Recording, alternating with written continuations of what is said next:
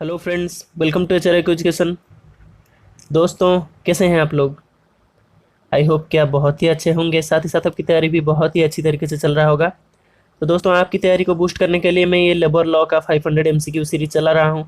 तो ये इस सीरीज़ का 7वां वीडियो है, 7th वीडियो। तो इस वीडियो में हम MCQ देखेंगे पेमेंट ऑफ वेजेस एक्ट 1936 का।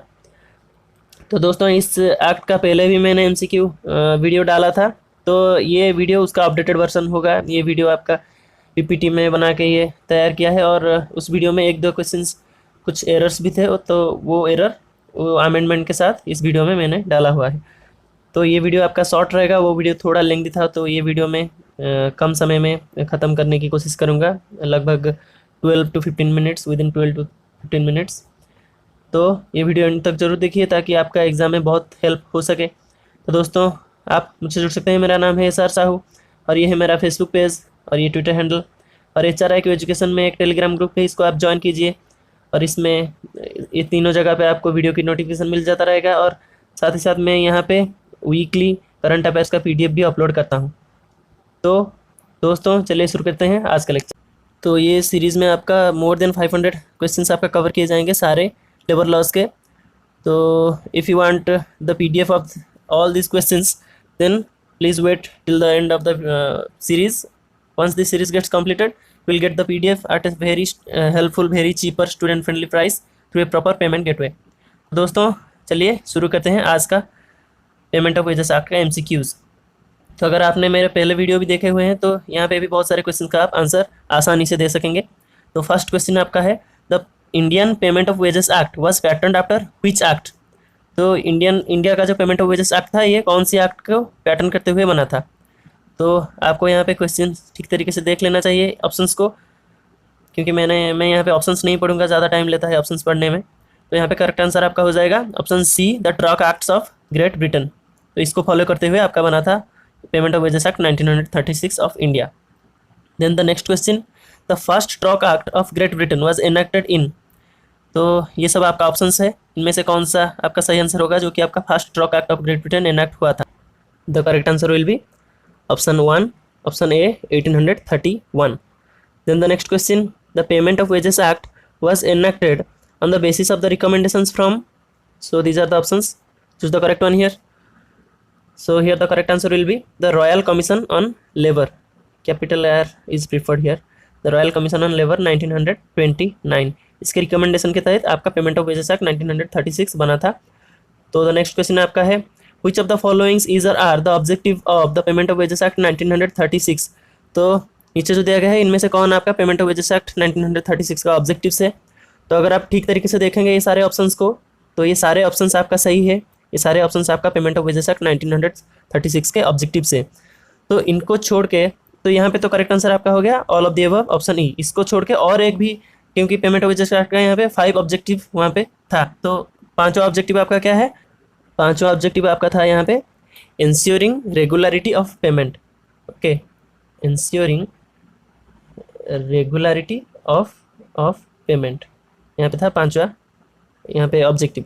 तो 5 ऑब्जेक्टिव आपका है पेमेंट ऑफ वेजेस एक्ट का। तो the next question is, as per the payment of wages act 1936 the appropriate government for air transport service is? तो एयर ट्रांसपोर्ट सर्विस के लिए आपका अप्रोप्रिएट गवर्नमेंट कौन होगा यहाँ पे? तो इसका करेक्ट आंसर आपका हो जाएगा सेंट्रल गवर्नमेंट। तो सेंट्रल गवर्नमेंट कौन कौन सी केस में आपका अप्रोप्रिएट गवर्नमेंट है? एयर ट्रांसपोर्ट सर्विस तो एक हो गया, माइन, ऑयल फील्ड, ठीक है, और आपका रेलवेज, ये सारे केसेस में आपका सेंट्रल गवर्नमेंट है आपका appropriate government. So the next question is, according to the payment of wages act 1936 the wage ceiling per month? तो यहाँ पे वेज सीलिंग कितना है? वेज सीलिंग 18,000 था, पर यहाँ पे अमेंडमेंट करते हुए यहाँ पे 24,000 इसको बनाया गया है। तो यहाँ पे करेक्ट आंसर आपका हो गया option D, 24,000। So the next question is, the time limit for payment of wages for industries employing less than 1000 employees? तो यहाँ पे जो भी इंडस्ट्रीज़ में आपका 1000 एम्प्लॉयज़ से कम एम्प्लॉय होंगे, कम एम्प्लॉय यहाँ पे होंगे, तो मैक्सिमम 999, 1000 से कम मतलब मैक्सिमम यहाँ पे 999 अगर कोई भी इंडस्ट्रीज़ में होंगे, तो यहाँ पे time limit for payment of wages कितना है? Paid before the expiry of the 7th day after the last day of the wage period. तो यहाँ पे करेक्ट आंसर आपका हो गया ऑप्शन D। ओके, तो यहाँ पे अगर कहीं पे 1000 या फिर उससे ज़्यादा एम्प्लॉय कहीं पे अगर काम कर रहे होंगे तो उस केस में आपका वेज लिमिट कितना होगा, वे पेमेंट ऑफ वेजेस लिमिट, ये क्वेश्चन वही है। तो यहाँ पे होगा paid before the expiry of 10th day after the last day of the wage period. ये भी आपका ऑप्शन डी आपका करेक्ट आंसर हो गया। Then the next question, in case of termination और closure on behalf of the employer, तो employer के behalf से अगर टर्मिनेशन हुआ हो गया या फिर क्लोजर हो गया तो उस केस में टाइम लिमिट आपका कितना है पेमेंट ऑफ वेजेस का, paid before the expiry of 2nd working day from the date of termination और क्लोजर। तो यहाँ पे करेक्ट आंसर आपका ऑप्शन ए हो गया। The next question, the minimum age to impose any fines as per the payment of wages act, तो payment of wages act के तहत फाइन मिनिमम कितने एज चाहिए आपका कोई भी पर्सन के ऊपर फाइन इम्पोज करने के लिए, तो यहाँ पे करेक्ट आंसर आपका है 15 years of age. Then the next question is 11th question, according to this act the maximum fine imposable is, कितना मैक्सिमम फाइन यहाँ पे इम्पोज किया जा सकता है, 2% of the total payment of wages या फिर 3% या फिर 5% या फिर 1%। तो यहाँ पे करेक्ट आंसर आपका हो गया 3% of the total payment of wages, 3% यहाँ पे मैक्सिमम फाइन इम्पोज किया जा सकता है। Then the next question, the fine imposed on any person under the Payment of Wages Act is not recoverable after the expiry of how many days from the date on which the fine was so imposed। तो अगर किस दिन यहाँ पे impose fine कर दिया गया किसी पर्सन के ऊपर तो वो फाइन रिकवर नहीं किया जा सकता, कितने दिन के बाद, तो यहाँ पे 90 दिन के बाद उसको वो फाइन को रिकवर नहीं कर सकते, या फिर इंस्टॉलमेंट में भी वो फाइन को रिकवर नहीं कर सकते। तो यहाँ पे फाइन का सेक्शन यहाँ पे है सेक्शन 8 फाइन आता है आपका। Then the next question, what is the deduction amount if 10 और more people absent themselves without due notice and without reasonable cause, तो अगर 10 या फिर उससे ज़्यादा पीपल एक साथ कोई भी नोटिस ना दे के या फिर कोई भी रीजनेबल कारण ना बताते हुए एब्सेंट रह गए एक साथ, तो यहाँ पे क्या होगा, डिडक्शन अमाउंट क्या होगा उनके ऊपर फाइन या फिर penalty, deduction amount not to exceed their wages for 8 days। तो ऑप्शन बी आपका सही आंसर है इस क्वेश्चन का। Then the next question, what is the deduction amount for any travelling expenses, कोई भी अगर ट्रैवलिंग एक्सपेंसेस के लिए डिडक्शन अमाउंट आपका कितना है, these are the options here, which will be the correct answer, the correct answer will be no such amount will be deducted for travelling expenses या फिर special expenses. Then the next question, the total amount of deduction occur when payment were fully or partly made to other than cooperative societies, तो यहाँ पे आपको देखना होगा कि cooperative societies या फिर अदर देन कोऑपरेटिव सोसाइटीज़ है, तो यहाँ पे अदर देन कोऑपरेटिव सोसाइटीज़ है, तो यहाँ पे करेक्ट आंसर आपका होगा 50%। तो अगर कोऑपरेटिव सोसाइटीज़ होगा तो नेक्स्ट क्वेश्चन वही है, the total amount of deduction occur when payment were fully or partly made to cooperative societies, तो अगर यहाँ पे कोऑपरेटिव सोसाइटीज़ को पेमेंट हुआ है तो इस केस में आपका 75% ऑफ द वेजेस आपका डिडक्ट हो सकता है। Then the next question, application for claims arising out of deductions from or delay in payment of wages has to be made within how many days, तो यहाँ पे कितने दिन के अंदर अंदर जो क्लेम है वो करना चाहिए, किसके हिसाब से किसके अगेंस्ट आपका क्लेम करेंगे, arising out of deductions from or delay in payment of wages, इन दोनों के केसेस में अगर कोई क्लेम करेगा तो कितने दिन के अंदर अंदर ये क्लेम आपका कर सकता है, ये आपका करेक्ट आंसर आपका है ऑप्शन डी 12 मंथ्स, 12 महीने के अंदर अंदर या फिर 1 साल, 12 मंथ तो 1 साल ही होता है, तो 12 मंथ के अंदर अंदर आपका कोई भी क्लेम कर सकता है। नेक्स्ट क्वेश्चन आपका है 18th question, the maximum compensation for unauthorised deductions, तो यहाँ पे अगर कोई अनऑथराइज्ड डिडक्शन हो गया है एम्प्लॉयर अगर कोई अनऑथराइज्ड डिडक्शन यहाँ पे कर दिया है तो उसके अगेंस्ट में वो कंपेंसेशन देगा, तो मैक्सिमम कंपेंसेशन आपका कितना रहेगा, look at the options here, the correct answer will be option A 10 times the deducted amount, it is the correct answer। This question was actually wrongly framed in the previous lecture where the payment of wages act MCQs were uploaded before 7 months actually, okay, so this question is updated in this lecture।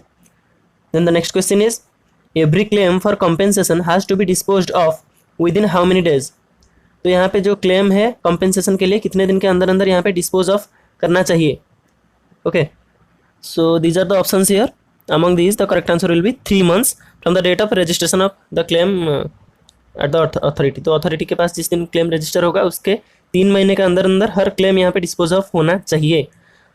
So the next question is, maximum fine for malicious और वेक्सेशियस claim is, तो यहाँ पे कोई भी अगर गलत तरीके से कोई क्लेम करता है तो उसके हिसाब से मैक्सिमम फाइन आपका है ₹375, तो ऑप्शन सी यहाँ पे करेक्ट आंसर हो गया। Then the next question is, any appeal made against the decision of an authority is within how many days. तो अगर कोई अपील करेगा कोई भी अथॉरिटी के अगेंस्ट में, डिसीजन के अगेंस्ट में, तो यहाँ पे इतने दिन के अंदर अंदर वो अपील कर सकता है। यहाँ पे करेक्ट आंसर आपका है 30 डेज के अंदर अंदर। So if any one is willing to appeal against any decision of authority he has to appeal within 30 days.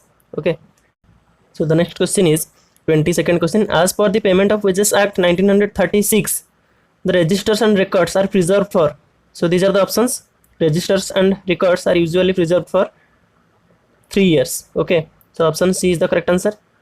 Then the next question, the contravention of any of the provisions of payment of wages act can lead to a fine which may be extended to rupees।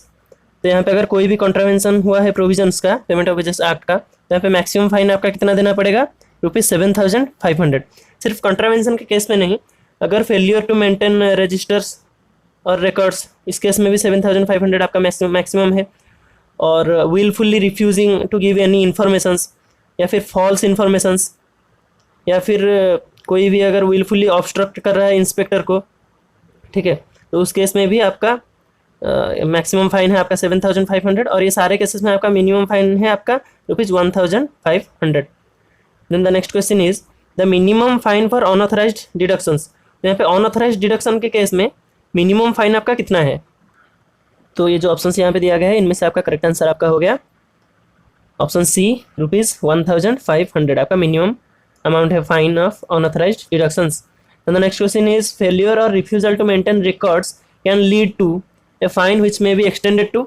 तो इस case में भी मैंने बोला था कि maximum fine आपका है 7,500, तो इस क्वेश्चन का आपका करेक्ट आंसर हो गया option D, ₹7,500। So the next question is contravention of any rule can lead to a fine of 2। अगर कोई भी रूल यहाँ पे कॉन्ट्रावेन होता है तो उस केस में मैक्सिमम यहाँ पे फाइन कितना होगा?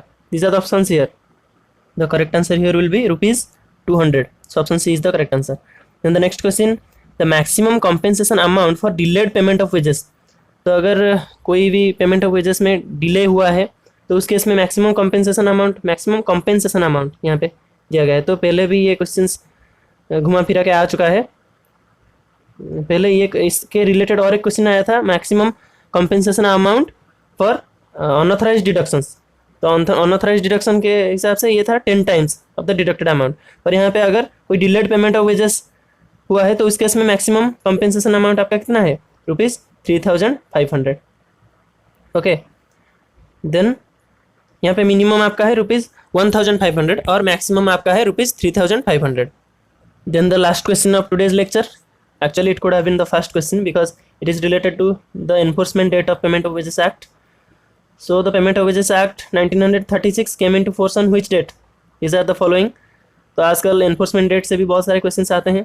तो अगर मैं जितने भी एक्ट आपका लेबर लॉज है वो सारे का एनफोर्समेंट डेट के ऊपर और एनैक्टमेंट डेट के ऊपर डिफरेंट वीडियोस मैंने डाला हुआ है। वो सारे शॉर्ट वीडियोस हैं, वो आप देख सकते हैं। मैं यहाँ पे कार्ड में उसका लिंक भी प्रोवाइड कर दूंगा।